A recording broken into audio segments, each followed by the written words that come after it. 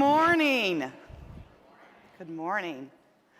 Passion plus path equal purpose. That's what we're going to be talking about this morning. Passion plus path equal purpose. How many of you all are passionate about new home sales? Or are you just in it for the paycheck? How many of you get super excited every time you go to your sales office for the opportunity to make someone's dream come true? Or do you go schlepping off to the sales office and hope you get some traffic? Passion. Passion is so important in our industry. But I think what happens oftentimes is we get so caught up in the day-to-day blah, blah, blah minutia that we lose sight of the important role that we have as new home salespeople. We make dreams come true, do we not? There was a survey done recently that ranked the 5 most memorable life experiences anyone will ever have. The 5 most memorable. I want to share that information with you today. The first most memorable experience you'll ever have in your life is your first child. Anybody have kids out there? Anybody ever been a kid? Having a kid's pretty darn important, right? That's the #1 most memorable life experience. The second is marriage. I'm not really sure why marriage is after the first kid, but it is. And you know what's interesting? They don't really care if it's your first marriage, your second marriage, or even your third.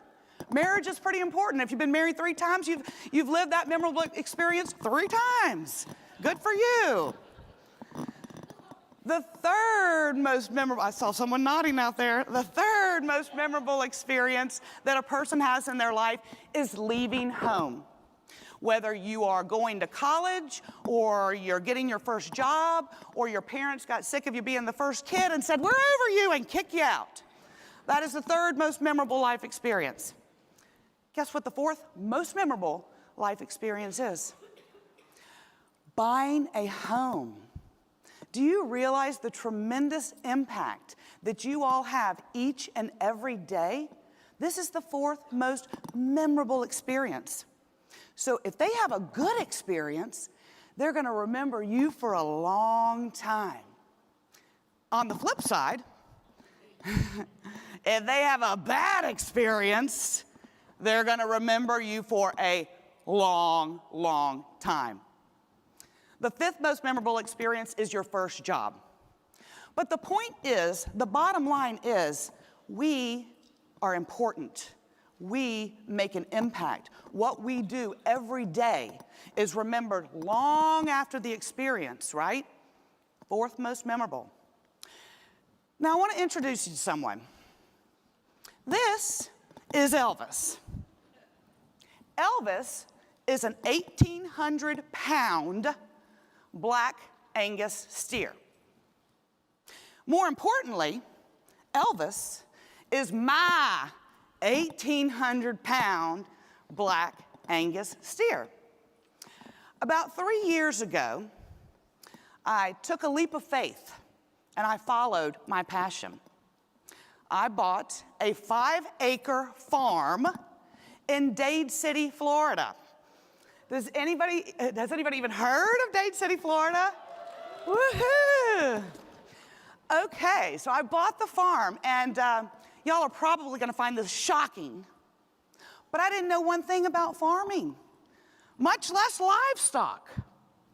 But I followed my passion because all my life I've been passionate about animals, and it's been a dream of mine to own a lot of land and have a lot of animals. Now, in Dade City, which is about the size of Mayberry RFD, it's not uncommon for people to have cattle. In fact, that's my neighbor. People have lots of cattle. When I go to the feed store, it's always interesting because the locals will come up to me and say, "How many head of cattle you got there, Missy?" I don't know why they call me Missy, but they do. And I say, "Well, I have one single head of cattle, just one, and his name is Elvis." At that point, it's hard for me to tell if they're laughing with me or at me. But the bottom line is Elvis is my pet. Elvis will never end up on a plate next to a baked potato. And Elvis will never end up on a bun. That's my Elvis. I call it, it's my own version of green acres, but I prefer to call it pink acres. But I followed my passion. Let's talk about passion. Once you discover what your passion is, nothing can stop you. Your passion is your inspiration. Your passion is the fuel that keeps you going and going and going. When you discover your passion, I guarantee you, you will live bigger, bolder, and more authentically than you can imagine. Now, when I was putting this presentation together, heart of a winner, soul of a champion. Heart of a winner, soul of a champion. It was pretty obvious to me what heart of a winner meant, right? That means you've got the desire in your heart to succeed. But I had a harder time trying to figure out soul of a champion. I mean, isn't it enough just to have the heart of a winner? And what the heck does soul of a champion mean? I pondered this. I love using the word ponder. I pondered this, and then all of a sudden, it hit me like a ton of bricks. When you have the soul of a champion, you have the passion. Heart of a winner is the desire to succeed.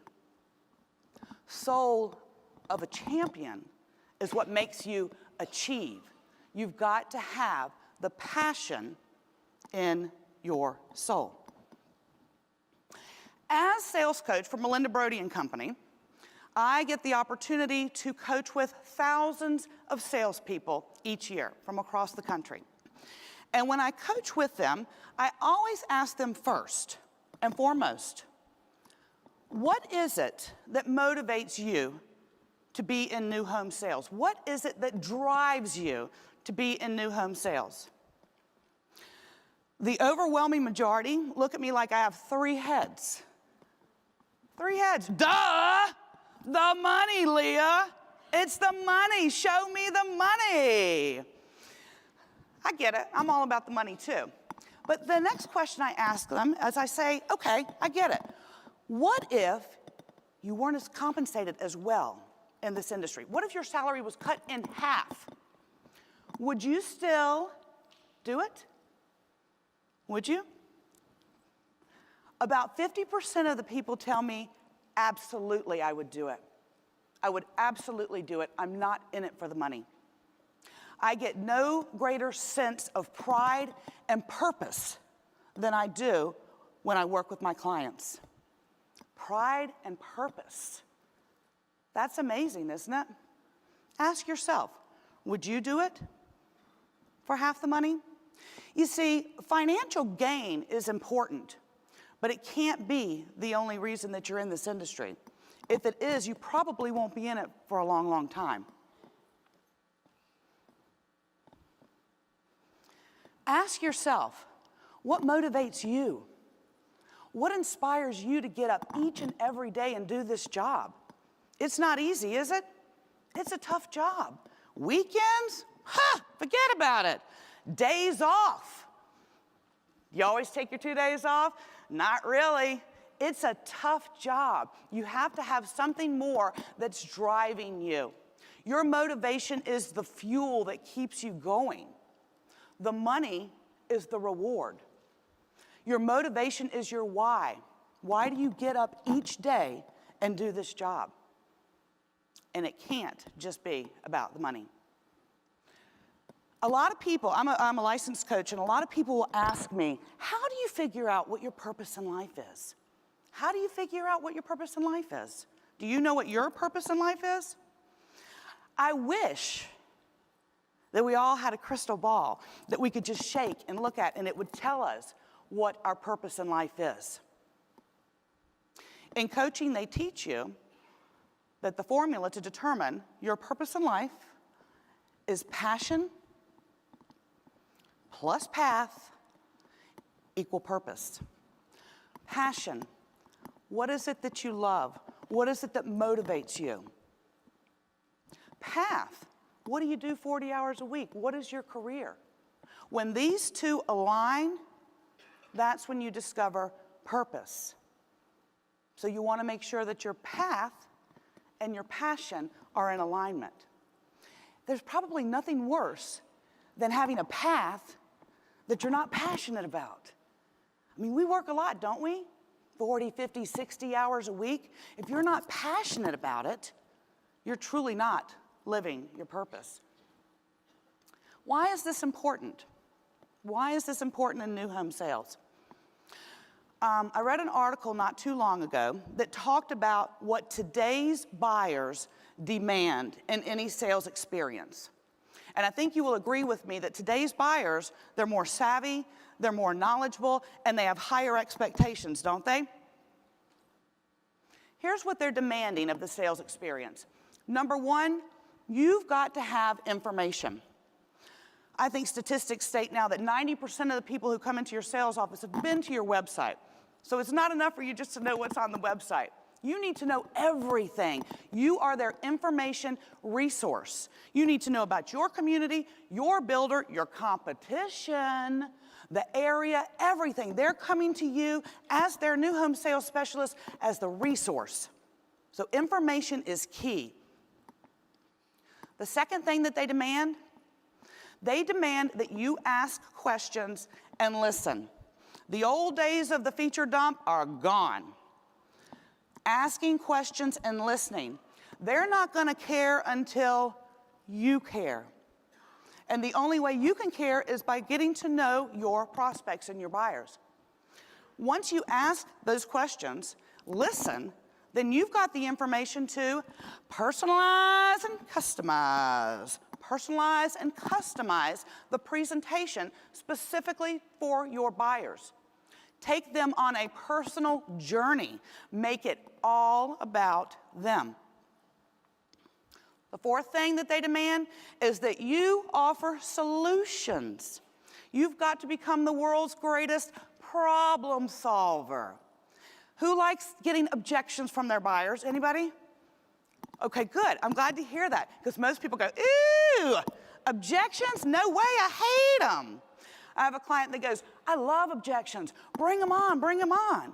They're like little directional signs getting me closer to the sale. Bring on the objections. Become the problem solver. And the fifth thing that your buyers demand is that you have passion. They demand it. We said earlier, fourth most memorable life experience is buying a home. They're pretty passionate about that, right? What happens if you're not passionate? They can tell. They want you to be just as passionate as they are. This is exciting stuff for them. You've got to be passionate. I'll tell you, in the video shops that I watch for Melinda, I can tell in the first 5 to 10 minutes whether that video shop is going to be fabulous or whether it's going to flop. You know why? One word: passion.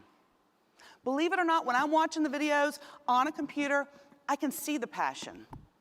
I can hear the passion. I can feel the passion. And if I can, by looking at it on a computer screen, don't you think your buyers can tell when they're right in front of you? Can you fake passion? No. You either have it or you don't. And if you don't, your buyers can tell. Let's talk about passionate people. Passionate people are a little bit different than the average Joe, wouldn't you say?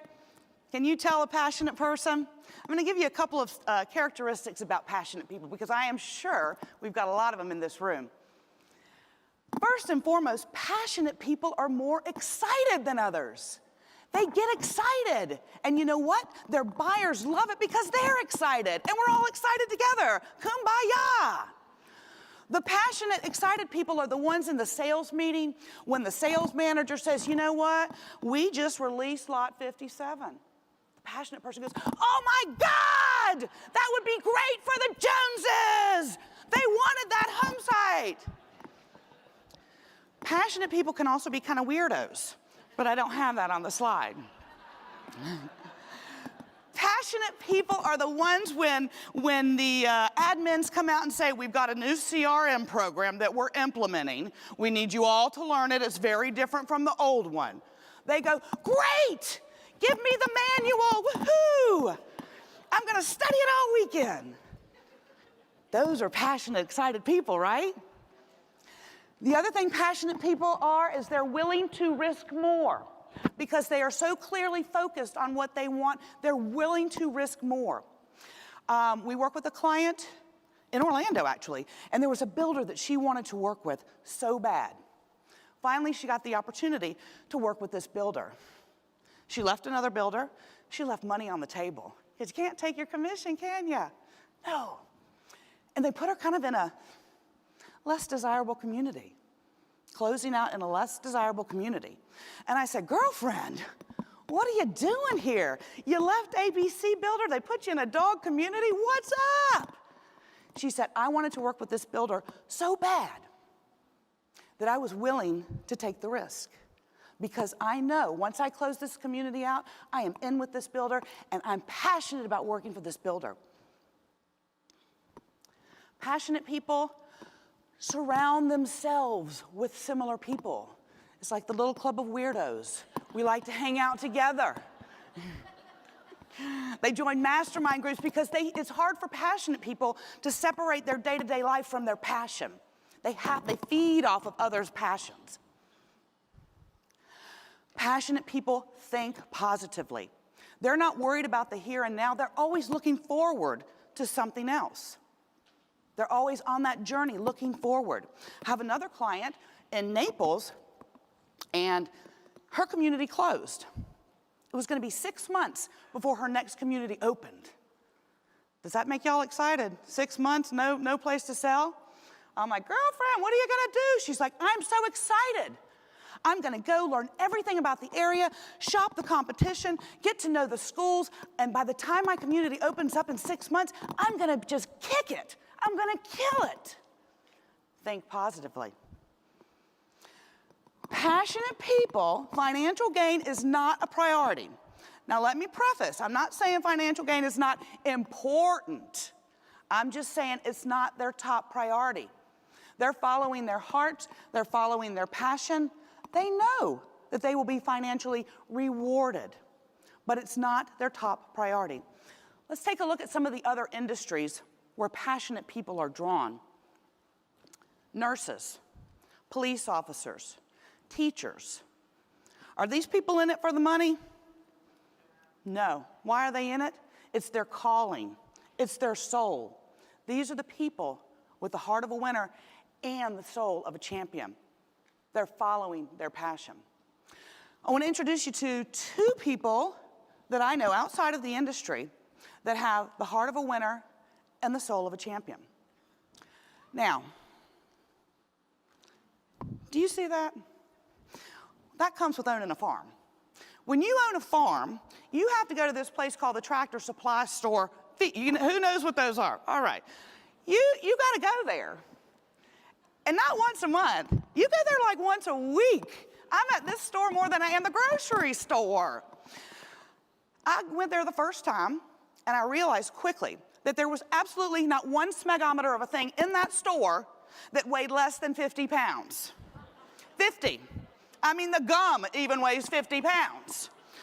So I would go after work dressed like this, picking up 50-pound bags of crap, putting it in my cart, loading it in my car. I didn't like the Tractor Supply Store. That is, until I met Joe. Nordstrom's might have the personal shoppers, but Tractor Supply has Joe. And he's kind of cute, too. Joe picks up, hauls, loads my 50-pound bags of sweet feed, my 50-pound bags of chicken feed, dog food, cat food, hay, everything. And he does it with a smile on his face. In addition to that, Joe puts up with me. Joe, do you think Elvis gets bored out there all by himself? Joe, it's going to be cold tonight. Do I need to buy a blanket or a sweater for Elvis? And he does it all with a smile on his face. He actually told me, you might not know this, did you know cows only have lower teeth? They don't have any upper teeth. Fun fact, if you take nothing else away, you can now impress your friends at a cocktail party about those cows. Second person, well, let me tell you, there are many, many advantages of living in a small little town like Dade City, tons of them, numerous ones. We have the Kumquat Festival, for the love of God. Come on! But there are some challenges. One of my challenges when I first moved there was finding a hairdresser, because you can tell from my video and all that, I'm kind of into the hair. I looked around Dade City for a hairdresser, high and low, high and low. This is what I found, a barber shop. Nice, $8.99 for a haircut? Seriously? Oh my gosh. Then a friend told me about Deborah. Deborah owns the Garden of Eden Spa in Dade City. Deborah takes her time with me. She welcomes me. You've got to book months in advance to have time with Deborah. She makes you feel welcome. She made me feel like part of her family. She introduced me to many people in Dade City. She actually set me up on a blind date. I'm glad Deborah's sticking with hair. Deborah has the heart of a winner and the soul of a champion. Now let's take a look at a couple people in our industry I want you to meet. I want you to meet Krista. Krista is a problem solver. She asks questions, she listens. She's out of Charlotte, North Carolina too. She takes the time to get to know everything about her prospects. She was actually working with a couple not so long ago, and because she built rapport and asked questions and listened, the couple shared with her that the husband was sick. He was going to be getting sicker and sicker. He had an illness. So what Krista did, she said, you know what, taking that into consideration, let's take a look at maybe putting an elevator in this home. Let's take a look at maybe widening the hallways to accommodate so that you guys can age gracefully in this home. Krista has the soul of a champion. Is that something you would do? Next up, let's meet Tammy. Tammy is the experience creator. She's a new home sales associate in Daytona Beach, Florida. She knows every detail about her people. She knows their names, their favorite restaurants, their hobbies, the names of their pets, everything. She makes that her goal. Tammy was working with a couple that were supposed to close in early December. You know what happens sometimes with December closings, right? They get delayed. Ever happened to you? Well, anyway, they did close. They closed on December 23rd. They were stressed. They really wanted to be in their home, prepared for the holidays. On December 24th, Tammy got in her car, drove to their home. She had a honey-baked ham. She had stockings for the kids. She had gifts. She even had a small Christmas tree. Because Tammy wanted that experience, that first Christmas experience in their new home to be a good one. Is that something you would do? Soul of a champion. And finally, Steve. Steve is in Atlanta, Georgia. He's been in new home sales 30 years. It's a long time. Steve is my people person. He loves people. He's passionate about people, and people love him. His clients love him. Heck, even people that don't buy from him become Steve's best friend. That's just Steve, how he is. He had buyers coming in. They were flying in from New York to Atlanta for their design center meeting. The design center appointment ran long. The couple missed their flight back to New York and were facing a 5-hour wait for the next flight. Well, Steve would have none of that. On his day off, he drove to the airport. He picked them up. He took them to dinner. He showed them around. He dropped them back off at the airport so they could take their flight home. Is that something you would do? Soul of a champion. Passion plus path equal purpose. Ask yourself, do you have the passion? Does it align with your path? Are you living your purpose? Do you have the heart of a winner? and the soul of a champion. Ask yourself.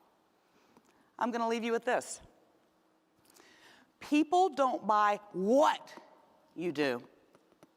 They buy why you do it. Discover your passion, and you'll discover your purpose. Thank you.